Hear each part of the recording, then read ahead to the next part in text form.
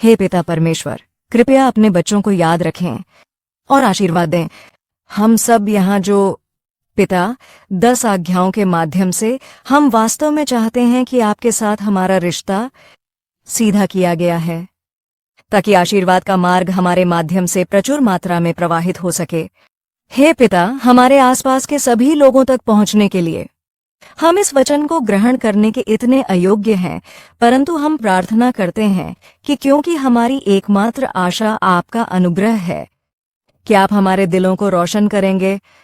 हमारी आध्यात्मिक आंखें खोलो ताकि हम सचमुच उस हृदय से जुड़ सकें जो हमारे पिता के पास है, जैसा कि आप हमें 10 आज्ञाएं समझा रहे हैं। पिताजी, कृपया हमारी मदद करें। हम आपका धन्यवाद करते हैं। यीशु के नाम में हम प्रार्थना करते हैं, आमीन।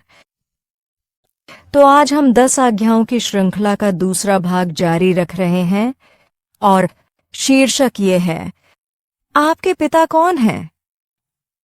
ठीक है, ये स्टार वॉर्स नहीं है, ठीक है।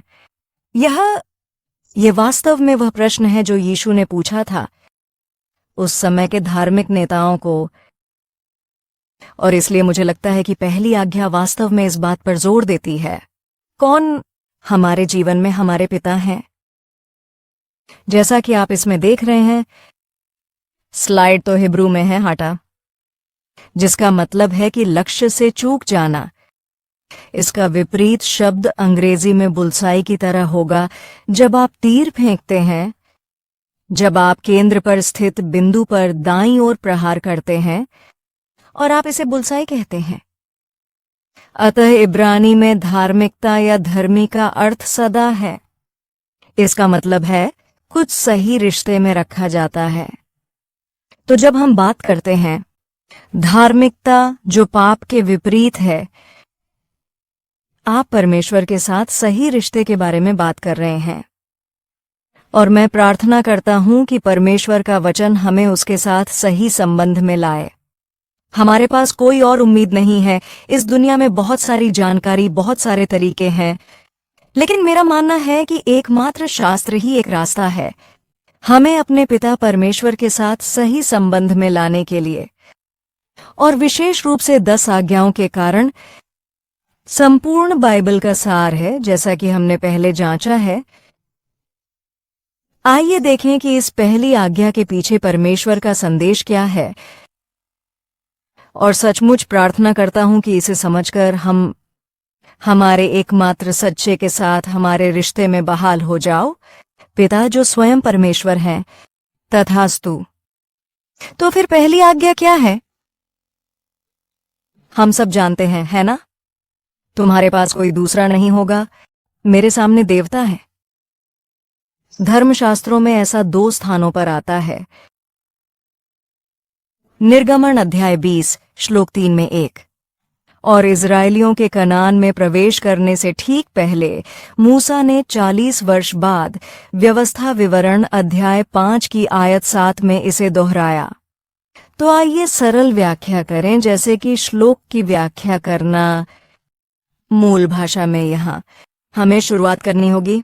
यह भाग हम इस पहली आज्ञा को तोड़ेंगे। पहला, भगवान कहते हैं कि तुम्हारे पास कोई नहीं होगा मुझसे पहले अन्य देवताओं।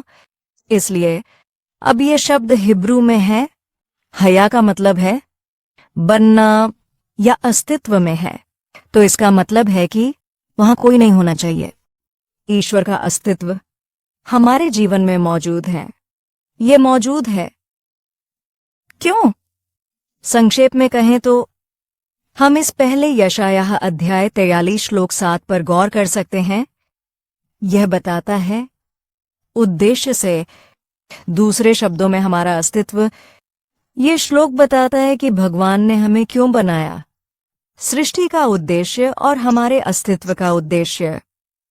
यशायाह 43 पद 7 कहता है, हर कोई जो मेरे नाम से पुकारा जाता है और जिसे मैंने अपनी महिमा के लिए बनाया है, यहां तक कि जिन्हें मैंने बनाया है। सही। तो यहां हमारे अस्तित्व का उद्देश्य क्या है? परमेश्वर की महिमा के लिए। इसलिए यदि आप इसे पलट दें, अगर हमारे जीवन में अन्य देवता भी हैं, यदि अन्य देवता भी मौजूद हों, हम दूसरे देवताओं को महिमा दे रहे हैं, इसका मतलब है कि हमारे जीवन में उनका अस्तित्व है। हार हमारे अस्तित्व का मूल उद्देश्य। समझ आया? इसलिए यदि हमारे जीवन में अन्य देवताओं का अस्तित्व है, हम अपने अस्तित्व के उद्देश्य को पूरा नहीं कर रहे हैं। इसका मतलब है कि हमारे पास कोई उद्देश्य नहीं है। अस्तित्व परमेश्वर के साथ रिश्ते में और बहुत गंभीर है ना? तो फिर अन्य देवता क्या है? ठीक है, यह सुनिश्चित करने के लिए कि हमारे जीवन में कोई अन्य देवता मौजूद न हो, हमें वास्तव में ध्यान से समझना चाहिए कि अन्य देवता क्या हैं। क्या हम इस बारे में बात नहीं कर रहे हैं? अन्य देवताओं की मूर्तियां या पिघली हुई प्रतिमाएं? हम जानते हैं कि यह एकमात्र मामला नहीं है आज हमारे जीवन में, सही? तो आइए एक नजर डालते हैं कि अन्य देवता कौन कौन से हैं। इसलिए हमने अभी संक्षेप में जांच की है। इसे और भी विस्तार से समझाया जा सकता है, लेकिन मैं इसे थोड़ा छोटा कर दूंगा। और अन्य देवताओं की क्या बात है? तुम्हारे पास कोई अन्य देवता नहीं होना चाहिए। मेरे सामने देवता, सही? अन्य देवता। मेरा पहला सवाल है, क्या अन्य देवता भी हैं? नमस्ते। क्या अन्य देवता भी हैं? आइए इस बारे में गंभीरता से सोचें। बेशक हम यही कहेंगे क्योंकि हर ईसाई जानता है कि कोई अन्य ईश्वर नहीं है, ठीक है? लेकिन हमें वास्तव में इस बारे में सोचने की जरूरत है कि क्या अन्य देवता भी हैं। चलो देखते हैं। ठीक है, खैर, पहली आज्ञा कहते हैं तुम्हें नहीं करना चाहिए। मेरे पास कोई भगवान नहीं, ठीक है? मेरे अलावा तुम्हारा कोई भगवान नहीं होगा, इसका यही मतलब है, ठीक है? और पूरी बाइबल में हम जानते हैं कि परमेश्वर इस बात पर जोर देता है कि वह एकमात्र परमेश्वर है, ठीक है? अतः व्यवस्था विवरण अध्याय 4 श्लोक 35 में परमेश्वर कहता है, जानो कि प्रभु ही परमेश्वर है और उसके अलावा कोई दूसरा नहीं है। तो क्या इसका मतलब यह है कि कोई अन्य देवता नहीं है? यद्यपि बाइबल कहती है कि उसके अलावा कोई अन्य नहीं है, तथापि कई स्थानों पर यह भी उल्लेख है कि अन्य देवता भी हैं। ये बात तो स्वयं भगवान भी कहते हैं। निर्गमन अध्याय 12 श्लोक 12 में, जब उसने मिस्र के पहलौठों को मारा, 10 विपत्तियों के दौरान अपने लोगों को बचाने के लिए, वह यह कहता है, क्योंकि मैं उस रात मिस्र देश से होकर जाऊंगा और सब पहलौठों को मार डालेगा। मिस्र देश में मनुष्य और पशु दोनों, और खिलाफ मिस्र के सभी देवताओं को मैं दंड दूंगा। मैं ही हूं प्रभु, ठीक है? इसलिए परमेश्वर स्वयं कहता है कि वह मिस्र के सभी देवताओं के विरुद्ध न्याय दंड निष्पादित करेगा। अब क्या यह केवल अतीत पर ही लागू होता है? क्या केवल मिस्रवासियों के पास ही अनेक देवता थे और आज हमारे पास नहीं है? खैर, कुछ विद्वानों का कहना है कि हम जीते हैं ईश्वर से भरा हुआ ब्रह्मांड। हम ईश्वर से भरे ब्रह्मांड में रहते हैं। यह बात आपको चौंका सकती है। मेरा मतलब है, हमारी धर्मनिरपेक्ष दुनिया, हमारी फिल्मों या पौराणिक कहानियों में देवताओं को काल्पनिक दुनिया में धकेलने का बहुत अच्छा काम किया गया है ना? हमारे जीवन में अनेक देवता विद्यमान हैं, लेकिन हम प्रायः उनसे दूर रहना चाहते हैं। मैं ये सोचता हूं कि कोई भगवान नहीं है, बस यही बात है। मैं भगवान में विश्वास करता हूं, लेकिन आपको ध्यान देना होगा कि हिब्रू में अन्य देवताओं को एलोहीम कहा जाता है। वही नाम जो परमेश्वर ने सृष्टि के प्रथम दृश्य में कहा, तो उसका नाम भी एलोहीम है, अर्थात अनेक परमेश्वर। अंग्रेजी में हम गॉड को बड़े अक्षर में लिखते हैं गॉड, और बाकी सभी देवता ईश्वर हैं। इसका मतलब यह नहीं है कि दूसरे देवता मौजूद नहीं हैं। मुझे लगता है कि ईसाई होने के नाते हमें इस बात का पूरा एहसास होना चाहिए कि हमारे जीवन में कई देवता हैं या हमारे आसपास, ताकि हम वास्तव में जाने हमारा दुश्मन कौन है। नया नियम भी चेतावनी देता है कि कई देवता हैं और हमारे खिलाफ चेतावनी देता है। उदाहरण के लिए, प्रथम कुरिन्थियों अध्याय 8 की आयत 5 से 6 में प्रेरित पौलुस ने अपने इस स्वीकारोक्ति के भाग में कि केवल एक ही परमेश्वर है यह कहा है, भले ही स्वर्ग में या धरती पर तथाकथित देवता हों। पृथ्वी पर वास्तव में कई देवता हैं और कई प्रभु। अब जानते हैं उनके समय में कई देवता भी थे। तो फिर अन्य देवता क्या हैं? इस समय हमारे जीवन पर कौन शासन करता है? ईश्वर है, राजा है और हमारे जीवन में प्रभु है। आप जानते हैं कोरिया में के पॉप की तरह आप पूरी दुनिया में बहुत मशहूर हैं। उन मशहूर के पॉप बैंड का क्या नाम है? मूर्तियां, है ना?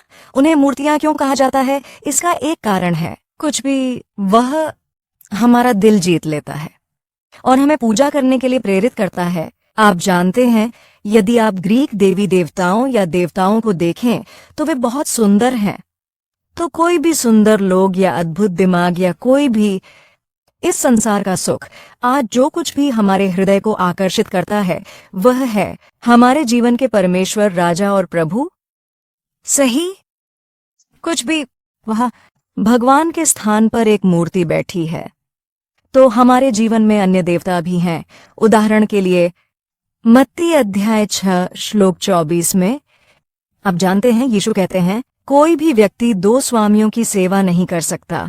और वह ईश्वर की तुलना किसके साथ करता है? संपत्ति। अतः मत्ती 6 पद 24 में यीशु कहते हैं, कोई भी व्यक्ति 2 स्वामियों की सेवा नहीं कर सकता, क्योंकि या तो वह एक से घृणा करेगा और दूसरे से प्रेम करेगा, या वह एक के प्रति समर्पित रहेगा और दूसरे को तुच्छ जानेगा। आप भगवान की सेवा नहीं कर सकते और संपत्ति, यही तो वह कहता है। और उस युवक की कहानी याद रखें, वह धनी युवक जो यीशु के पास आता है। वह अंततः मिलते हैं अपने अनंत जीवन का प्रभु। वह यीशु के सामने खड़ा है और वह पूछता है, हे प्रभु, मैं क्या कर सकता हूं? क्या तुम्हें अनंत जीवन मिलेगा? यीशु ने धनी व्यक्ति से क्या कहा? अपनी संपत्ति बेच दो, मुझे ये पढ़ने दो। अपनी संपत्ति बेचकर गरीबों को दे दो और आए। क्या वह आदमी कभी यीशु के पास वापस आया? नहीं, उसने ऐसा नहीं किया, है ना? बाइबल कहती है कि वह युवक चला गया शोकग्रस्त, बहुत दुख की बात है, और कभी वापस नहीं आया। उस युवक के वापस न आने का एक ही कारण था, और वह अमीर था और उसके पास बहुत सारी संपत्ति थी। मैथ्यू अध्याय 19 की आयत 22 में यही कहा गया है। ये मैथ्यू अध्याय 19 है। रास्ता। यद्यपि वह अनंत जीवन चाहता था, हालांकि वह हमारे प्रभु यीशु मसीह सच्चे परमेश्वर के सामने खड़ा था, जवान आदमी खुद को त्याग दिया, क्योंकि वह अपनी मूर्तियों को त्याग नहीं सका, धन और स्वयं का। तो फिर हमारे जीवन में अन्य देवता कौन है? संपत्ति। जैसा कि हम मत्ती अध्याय 6 पद 24 में देखते हैं, और अब भी जो कहानी हमने पढ़ी उसमें हमने अमीर युवक के बारे में बात की। मत्ती अध्याय 19। लालच भी, हमारा लालच या जुनून और इच्छाएं या शक्ति, जब हम सम्मान चाहते हैं या आनंद या सफलता, यदि इनमें से कोई भी अधिक प्राथमिकता लेता है, हमारे जीवन में ईश्वर के अलावा अन्य देवता भी हैं। हम स्वयं भी बन सकते हैं। भगवान हमारे लिए, लोग खुद से प्यार करते हैं और खुद को आदर्श मानते हैं, और वे खुद में ही मग्न रहते हैं, और वे केवल अपने आप पर ध्यान केंद्रित करते हैं।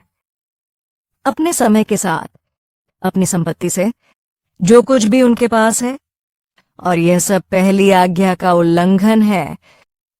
इसलिए नया नियम हमें चेतावनी देता है, अच्छी लड़ाई जारी रखो। आइए हम सब मिलकर इस श्लोक को पढ़ें, श्लोक 12 और 13। क्योंकि हमारा संघर्ष मांस और खून के विरुद्ध नहीं है, लेकिन शासकों के खिलाफ, शक्तियों के खिलाफ, इस अंधकार की विश्व शक्तियों के खिलाफ, स्वर्गीय स्थानों में दुष्टता की आत्मिक शक्तियों के विरुद्ध।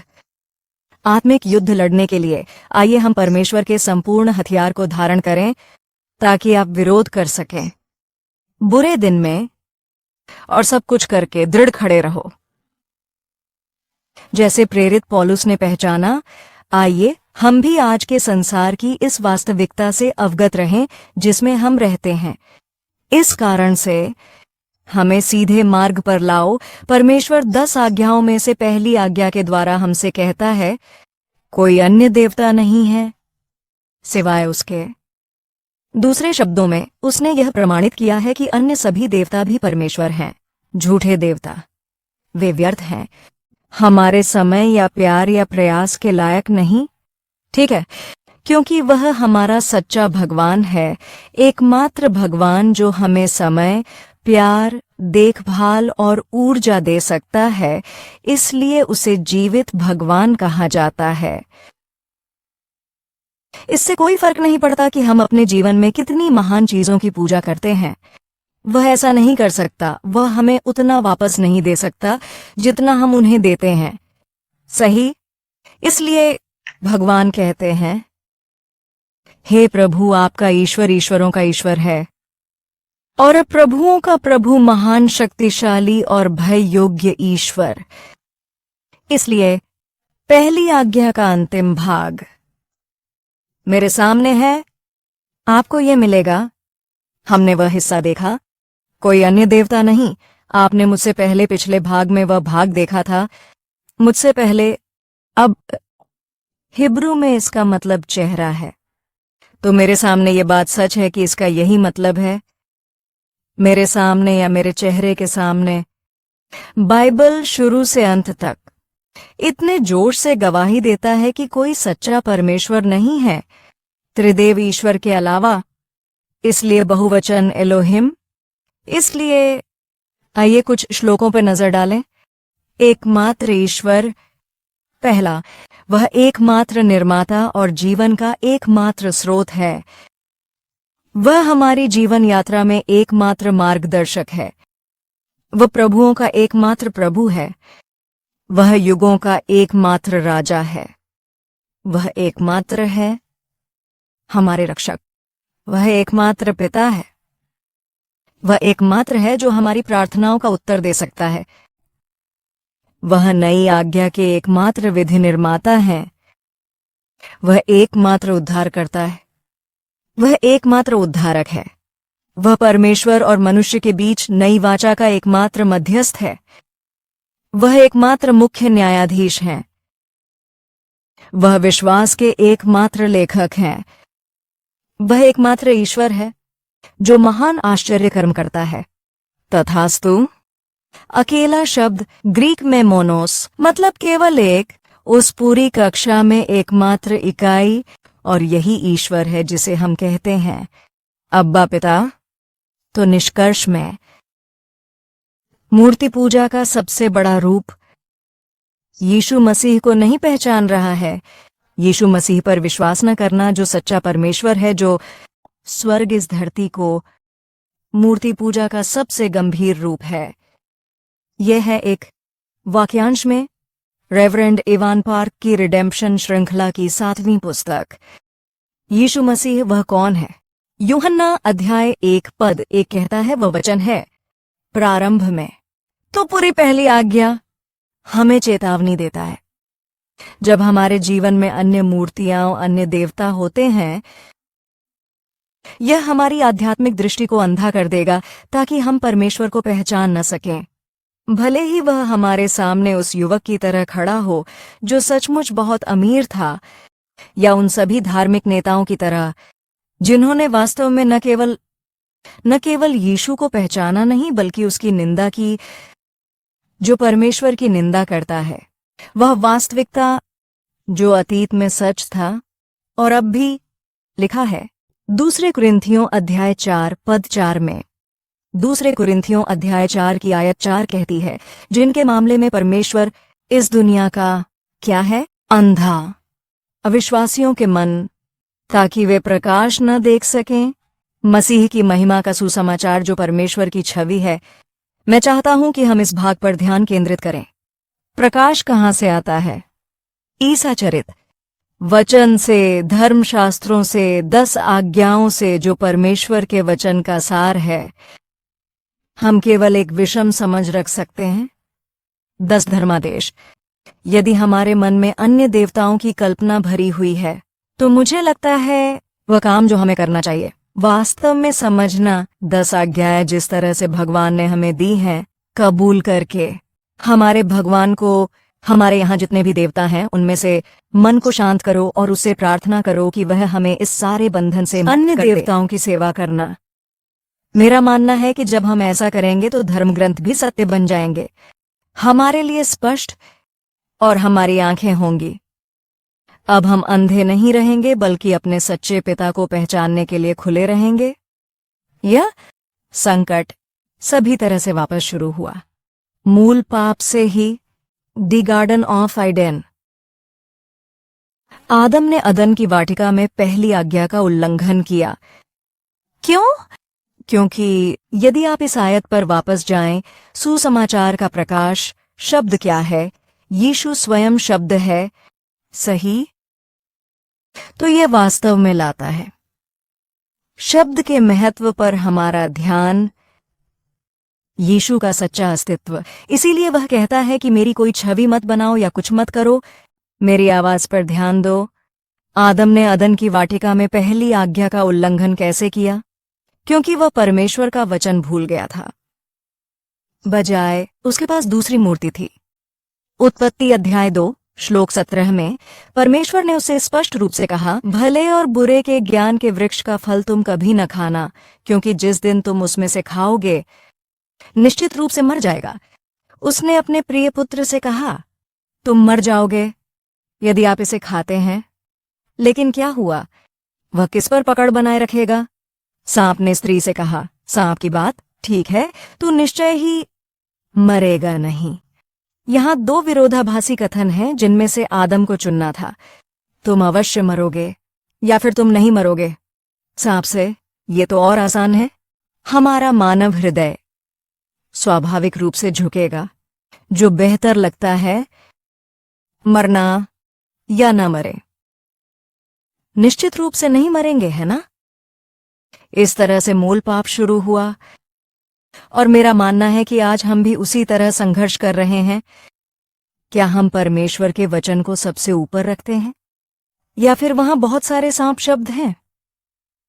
यीशु ने यही बताया धार्मिक नेताओं को, यद्यपि वे कानून के विशेषज्ञ हैं। आपके पिता शैतान है और झूठा, ठीक उसी तरह जैसे सांप ने झूठ बोला था। आदम और हव्वा ने सांप की बात पर विश्वास किया। संपूर्ण मानव जाति इसी पथ पर चलती रही है। इसलिए कोई भी विचार या धारणा जो हम चाहते हैं, हमें इस पर कायम रहना चाहिए। इसलिए यीशु कहते हैं, अपने सांसारिक शरीर के सदस्यों को अनैतिकता, अशुद्धता, वासना, बुराई, इच्छा और लालच के प्रति मृत मानो, जो मूर्ति पूजा के बराबर है। यीशु स्वयं मूर्ति पूजा क्या है यह परिभाषित करता है, और साथ ही जॉन, हे बालकों, प्रेरित हमें चेतावनी देते हैं, अपने आप को सभी मूर्तियों से बचाए रखो।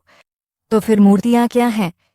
कोई विचार या धारणा जिसकी हम उत्सुकता से कामना करते हैं, परमेश्वर के वचन के अलावा।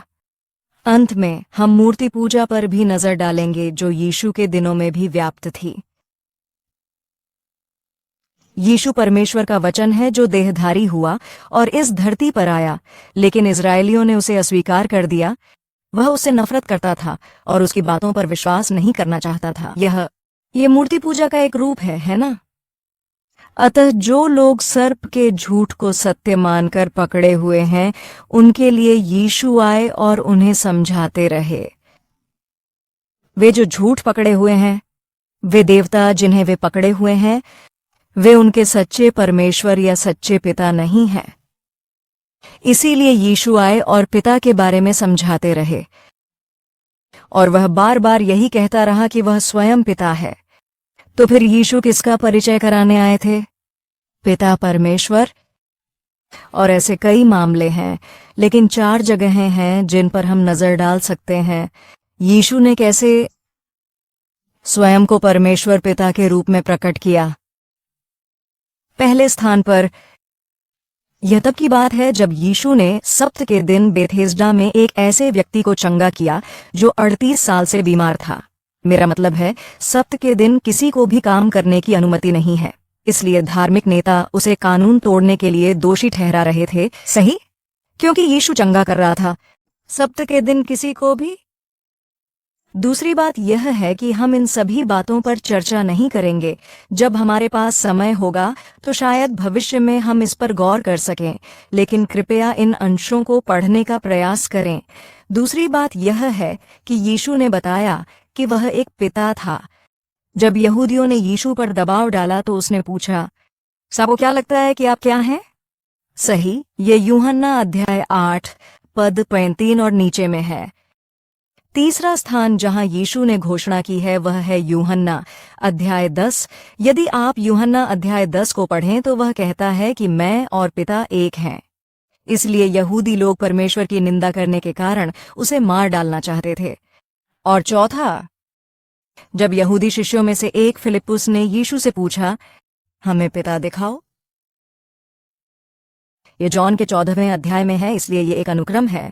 यूहन्ना अध्याय 5 और फिर अध्याय 8 और अध्याय 10 और अध्याय 14। इसके लिए पतित मानव जाति कौन इतनी बेसब्री से पकड़कर रखे हुए हैं? व्यर्थ। और मैं खुद को भी इसमें शामिल करता हूं। वहां बहुत सारे लोग हैं, चीजें अभी तक भगवान नहीं है। मैं कभी कभी हताश महसूस करता हूं, तुम्हें पता है। यीशु आकर कहता है, वे आपके असली पिता नहीं हैं, मैं तुम्हारा असली पिता हूं। इसलिए वह यूहन्ना अध्याय 10 पद 30 में कहता है, मैं और पिता एक हैं। यूहन्ना अध्याय 10 श्लोक 38। कृपया जानें और समझें, वो पिता मुझ में है और मैं पिता में। और जब फिलिप्पुस ने यीशु से पूछा कि हमें पिता दिखाओ, यीशु कहते हैं, क्या मैं इतने लंबे समय से आपके साथ हूं और तुम मुझे नहीं जानते? फिलिप, जिसने मुझे देखा है पिता को देखा है। तुम कैसे कह सकते हो हमें पिता दिखाओ? और मैं वास्तव में ये मानता हूं कि यीशु का हृदय कितना टूटा होगा जब उसके बच्चे अनाथों की तरह जी रहे हैं, अपने अलावा अन्य चीजों को पकड़ना, उन तक पहुंचना, उन पर कब्जा करना। और जैसे जैसे हम पहली आज्ञा का गहराई से अध्ययन करते हैं, पवित्र आत्मा की सहायता से, मैं आशा करता हूं कि हम उस आवाज को उठा सकेंगे जो ईश्वर हम सभी से कह रहा है। चिंता मत करो, अपने जीवन में इतना तनाव मत लो, अन्य चीजों को पकड़कर न रखें, क्योंकि तुम्हारे पिता के रूप में सबसे महान व्यक्ति तुम्हारे पास है। मैं तुम्हारा परमेश्वर हूं, मैं निर्माता में हूं और मैं तुम्हारा पिता हूं। मुझे उम्मीद है कि हम सचमुच इस आवाज को सुन पाएंगे। यह पहली आज्ञा है। हम केवल तुम्हारे बारे में सोचते हैं, मेरे अलावा कोई अन्य भगवान नहीं होगा। कभी कभी ऐसा लगता है कि वह ईर्ष्यालु भगवान है, वह एक डरावना भगवान है जो मूर्ति पूजा करने पर हमें दंडित करेगा।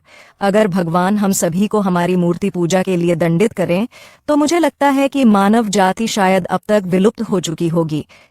सही, वह बहुत धैर्य से हमारा इंतजार कर रहा है, अपने हृदयों को सच्चे पिता परमेश्वर की ओर मोड़ना। इसलिए वह ये कहता है, मत्ती अध्याय 6 की 31 से 32 आयतों में। आइए इसे एक साथ पढ़ें। फिर यह कहते हुए चिंता मत करो कि हम क्या खाएंगे, हम क्या पिएंगे या हम क्या कपड़े पहनेंगे, क्योंकि अन्य जाति लोग इन सब वस्तुओं की खोज में रहते हैं। क्योंकि तुम्हारा स्वर्गीय पिता जानता है कि आपको इन सब चीजों की जरूरत है।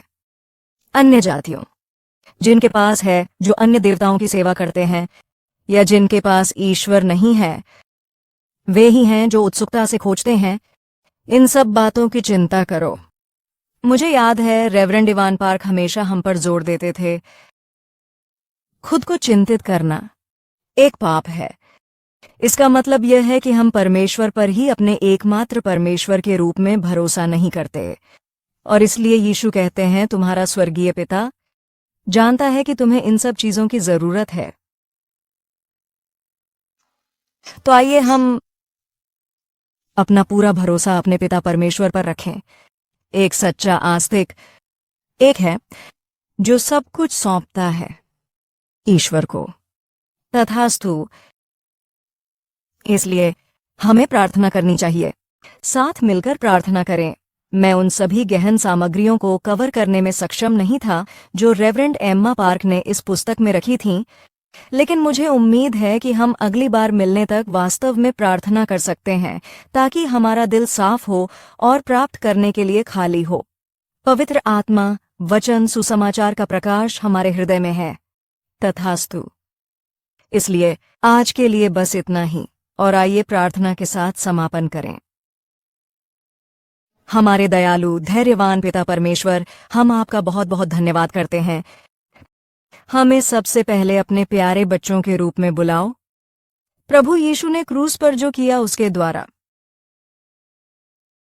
हे पिता, जैसे जैसे हम 10 आज्ञाओं को समझते हैं, हम आपके सामने कबूल करते हैं।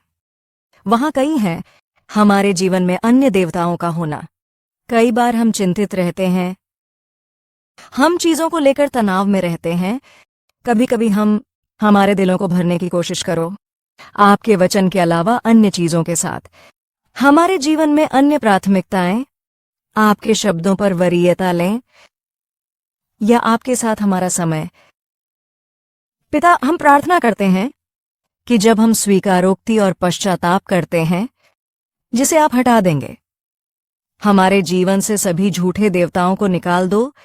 कोई भी चीज जिस पर हम निर्भर हैं आपके अलावा, हमारे एकमात्र उद्धारकर्ता, ताकि हम आपकी उपस्थिति से भर सकते हैं, आपकी संगति के साथ, आपके मार्गदर्शन के साथ, आपकी सुरक्षा के साथ। हे पिता, उस सच्ची शांति के साथ जो आप हमें दे सकते हैं, हम सचमुच आपके बच्चे बनकर खड़े हों जो आपको पुकारते हैं, क्योंकि आप मेरे पिता हैं। हमारा पिता बहुत धैर्यवान है, इतना प्यार करने वाला, इतना दयालु। आप सर्वज्ञ और सर्वव्यापी हैं। ऐसा कुछ भी नहीं है जो आप हमारे लिए नहीं कर सकते। यहां एकत्रित सभी शिलोह सदस्यों की मदद करें, यहां आप पर सच्चा भरोसा करने के लिए पूरे दिल से, ताकि हम पूरा कर सकें हमारा प्रेम का रिश्ता तुम्हारे साथ पहली आज्ञा पर आधारित है। पिताजी, यद्यपि ऐसे कई भाग हैं जिनकी मैं पूरी तरह से गवाही नहीं दे पाया, हम प्रार्थना करते हैं कि पवित्र आत्मा हमारे दिलों को छू ले, हमारे दिलों को प्रेरित करो ताकि हम आपके करीब आ सकें। तथास्तु।